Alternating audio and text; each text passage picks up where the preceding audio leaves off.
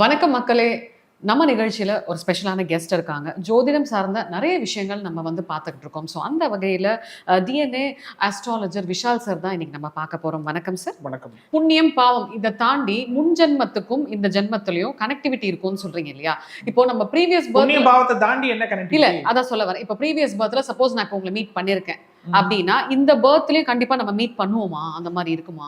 நீங்க நீங்க நீங்க என்ன பேசுறீங்கன்னா சினிமா படத்தினுடைய தாக்கத்தை கேள்வி கேட்டு அதை கேட்கிறேன் நானு. இல்ல அதுதான் என்ன உங்களுக்கு என்ன காஞ்சனா படத்துல வர மாதிரி வில்லன் இவங்கள ஹீரோயின் அப்படி குத்திட்டாங்கன்னா ஹீரோயின் மறுபடியும் அதே லொகேஷனுக்கு வில்லன் அப்படியே தரன்னு இழுத்துட்டு வந்து மறுபடியும் அதே இடத்துல ஷோல்டர்ல குத்துறது அதுதான் கர்மாவா? இல்ல படம் பார்த்து தான் எல்லாரும் கெட்டு போயிருக்கிறாங்க. ஓகேங்களா?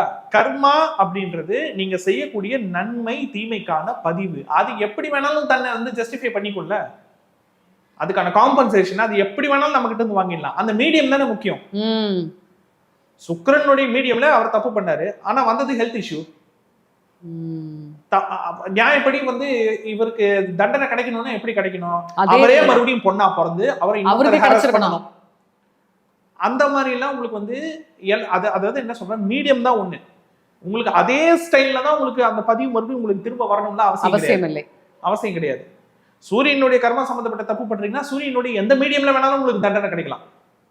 சந்திரனுடைய கர்மா சம்பந்தப்பட்டு நீங்க தப்பு பண்றீங்கன்னா சந்திரனுடைய எந்த மீடியம்ல வேணாலும் உங்களுக்கு ரிட்டர்ன்ஸ் கிடைக்கும். ஓகேங்களா? நமக்கு அந்த மீடியம் தான் முக்கியம்.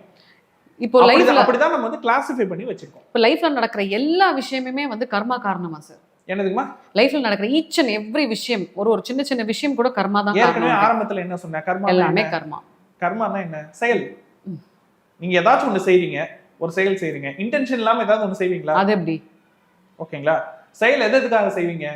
தேவைக்காக செய்வீங்க. மூச்சு விடுறது தேவை. உயிர் வாழணும்னா மூச்சு தான் ஆகணும். தாகம் எடுக்குது, உயிர் வாழணும்னா தண்ணி குடிச்சுதான் ஆகணும். பசிக்குது, உயிர் வாழணும்னா சாப்பிட்டுதான் ஆகணும்.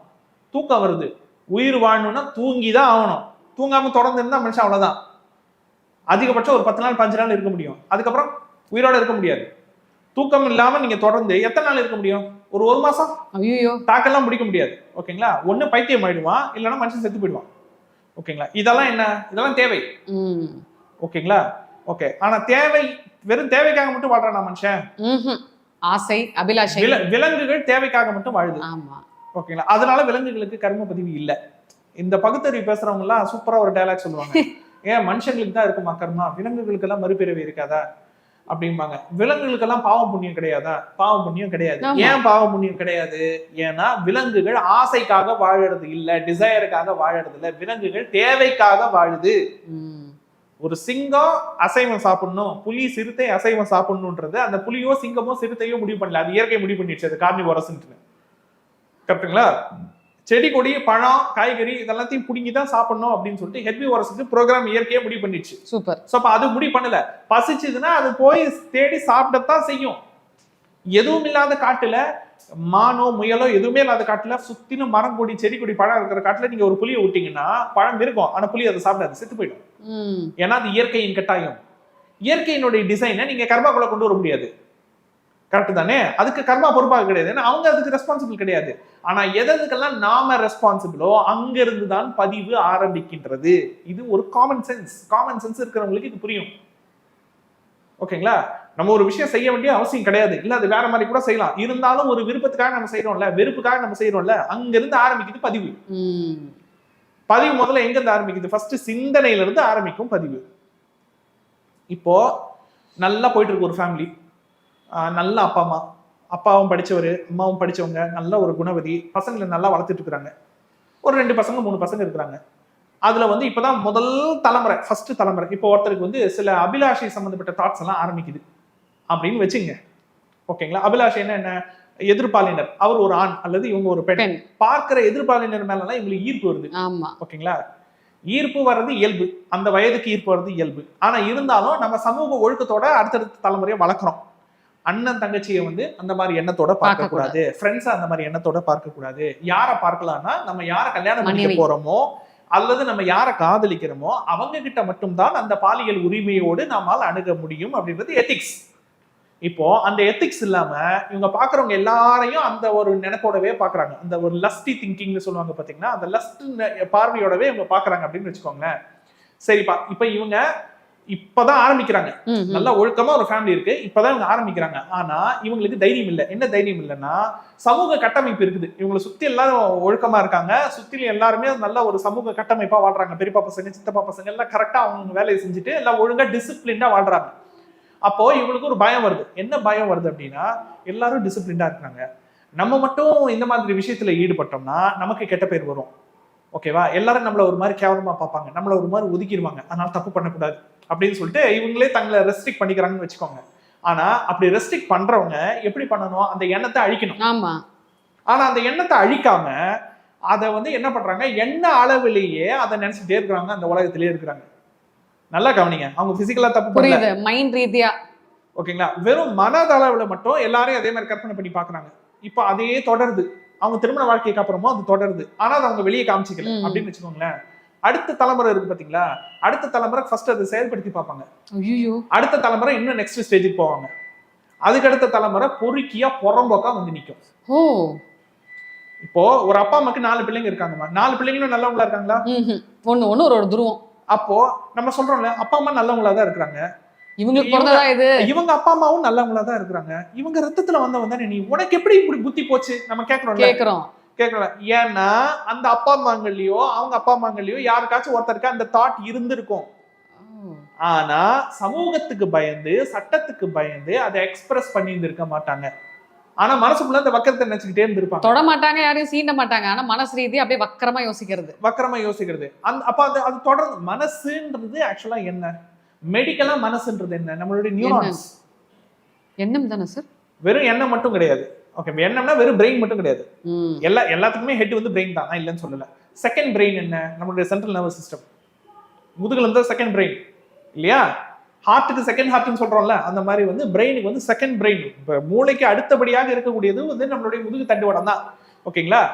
உணர்வு ரீதியா அது சம்பந்தப்பட்ட தவறான பாலியல் சம்பந்தப்பட்ட, காமம் சம்பந்தப்பட்ட தவறான சித்தரிப்பு, தவறான பழக்கங்கள், தவறான காட்சிகள், தவறான ஆடியோ, அதை மட்டுமே எண்ணத்துல திரும்ப திரும்ப ஓட விட்டு வாழ்ந்துட்டு இருக்காங்க ஒருத்தவங்க அப்படின்னு வச்சுக்கோங்க.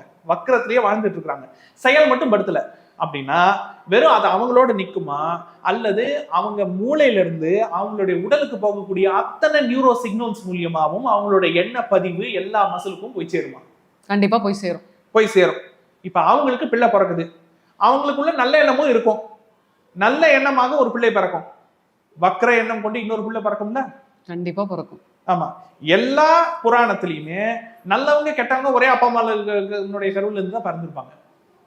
தேவர் அசுரருக்கு அப்பா அம்மா ஒருத்தர் தான். நம்ம புராணத்திலேயே தேவர்களுக்கு அப்பா இருப்பாங்கல்ல, அவங்கதான் அசுரருக்கு அப்பா. ஒன்னு அப்பா அம்மா தானா? கசியப்ப முனிவர், காசிபர்னு பேரு. ஓகேங்களா? சப்த ரிஷிகள் சொல்லுவாங்களா, 7 பேர்ல கசியப்ப முனிவர், அவர் தான் தேவர்களுக்கு தந்தை.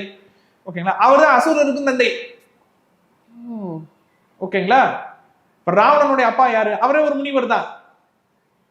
அம்மா யாரு? ஒரு ஒரு அரக்க இனத்தை சேர்ந்தவங்க. அப்ப முனிவருக்கும் அரக்கிக்கு பிறந்தவர். அதனால அவருக்குள்ள முனிவருக்கான பலமும் இருக்குது, அரக்கருக்கான ஆற்றலும் இருக்குது. ஆனா அதுல எதை பயன்படுத்தணும்ன்றது சம்பந்தப்பட்ட நபர் அவங்க டிசைட் பண்ணணும். அவர் ரெண்டையுமே பயன்படுத்தினாரு. ஓகேங்களா? அதனால அவரை யாராலும் டிஃபீட் பண்ணவே முடியல. ரொம்ப சிம்பிளா நான் சொல்றேன். ராவணன் பிறந்ததாக சொல்லப்படுற நட்சத்திரம் ரேவதி நட்சத்திரங்க. ரேவதி. சனி பிறந்த நட்சத்திரமும் ரேவதி தான். ராவணன் பிறந்த நட்சத்திரம் ரேவதி. நல்லா ஞாபகத்துல வச்சுங்க. இப்போ அந்த ராவணன் ரேவதி நட்சத்திரத்துல பிறந்தார் அல்லவா? ஓகே, சனிக்கு ஒரு கால் துண்டிக்கப்பட்டது, உங்களுக்கே தெரியும் அந்த புராண கதையில. சிவன் காலை உடைச்சிட்டாரு, சனி நொண்டி நொண்டி நடப்பாரு, அதாவது பிசிக்கலி சேலஞ்ச் அப்படின்ற மாதிரி அந்த உருவப்படுத்தி வச்சிருப்பாங்க. ராவணனுக்கு 11 தலை இருந்தது, ஒரு தலை இழந்தாரு. அப்ப அதுவே ஒரு பின்னம் தானே? ஆமா. சரி, இது 2 பேருக்குள்ள காமன் லாஜிக்கா? இன்னொரு விஷயத்துக்கு வரேன். ரேவதி நட்சத்திரம் என்ன கர்மா? செவ்வாய் கர்மா. செவ்வாய்ன்றவர் யாரு? பெண்ணாக இருக்கும் பட்சத்தில் கணவன், ஆணாக இருக்கும் பட்சத்தில் அல்லது ஆண் பெண்ணுக்கு காமனா செவ்வாய்க்கான உறவு என்னன்னா தம்பி, இளைய சகோதரர், எங்கர் பிரதரா சார்? செவ்வாய் எங்கர் பிரதர். ராவணன் வீழ்ந்ததற்கு, ராவன் இறந்ததற்கு காரணம் அவருடைய இளைய சகோதரரான விபீஷணன் தான். விபீஷணன் மட்டும் ராமர் கிட்ட போய் சேரலையாகும். கடைசி வரைக்கும் ராமரால ராவணனை கொண்டிருக்க முடியாது. ஏன் முடியாது? ராவணன் சம்பந்தப்பட்ட எல்லா வீக்னஸும் எல்லா ரகசியத்தையும் ராமருக்கு போட்டு கொடுத்தது விபீஷணன் தான். அவனுடைய அந்த டீமன் ஆர்மி இருக்கு இல்லையா, அரக்க படை இருக்கு இல்லையா, அதுல எத்தனை வீரர்கள் இருக்காங்க, ஒவ்வொருத்தருக்கும் என்னென்ன சக்தி இருக்கு, அது எல்லாத்தையும் ராமர் கிட்ட முன்னாடியே ப்ளூ பிரிண்ட் போட்டு கொடுத்து அந்த தம்பி தான் எக்ஸிக்யூட் பண்ண வச்சது. ராவணனுக்கு வயித்துல அமிர்தம் இருக்கு, நீங்க வயித்துல அடிச்சீங்கன்னா மட்டும்தான் அவனை கொல்ல முடியும், இல்லைன்னா அவனை கொல்லவே முடியாது. அதாவது ராவணனுடைய உயிர் ரகசியம் எங்க இருக்குது அப்படின்றது முதற்கொண்டு அத்தனையும் ராமருக்கு போட்டு கொடுத்தது விபீஷணன். விபீஷன் யாரு? ராவணனுக்கு இளைய சகோதரர். ராவணனுக்கு என்ன கர்மா? செவ்வாய் கர்மா. கர்மா செயல்பட்டுருச்சே, ஒர்க் அவுட் ஆயிடுச்சு. நான் கதையாவே இருக்கட்டும்ன்றேன், நான் அது கற்பனை கதையாவே இருக்கட்டும். கதையிலேயே மாறாத போது யதார்த்தத்துல எப்படி மாறும் கர்மா? சூப்பர், ரொம்ப பியூட்டிஃபுல்லா சொன்னீங்க சார். ஆக்சுவலா கர்மா பத்தி இங்க மகிழ்ச்சி. நன்றி. நன்றிங்கம்மா.